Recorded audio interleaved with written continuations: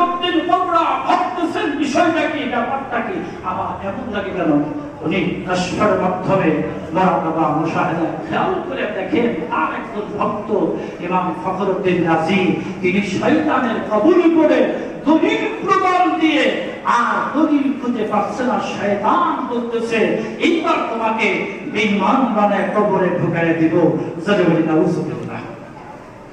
তখন নাজিমউদ্দিন কোবরা রাহমাতুল্লাহি আলাইহি আসরের নামাজে ওযু করতেছিলেন, একটু ওযুর পানি হাতের আঞ্জুলের ভিতরে নিয়ে ছিটকা মারছেন খোরাসান শহর থেকে, আর বলছেন ইমাম ফখরুদ্দিন রাজি বাবু বিনা দলিলে আমার আল্লাহ সুবহানাল্লাহ।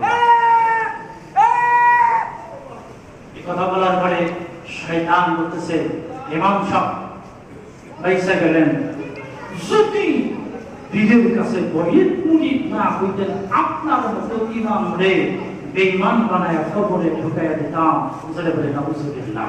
অতএব এটা আমাদের জন্য অত্যন্ত সুনিশ্চিত যে আমরা জামানার শ্রেষ্ঠতম আল্লাহ কুতুবের কাছে বইয়ের মুরিদ হইয়া আমরা হেফাজত আছি।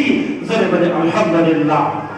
এই জন্য আমি বলি যে পীরের সহমতে টিকে থাকা মুরিদের জন্য সর্বশ্রেষ্ঠ হালাত।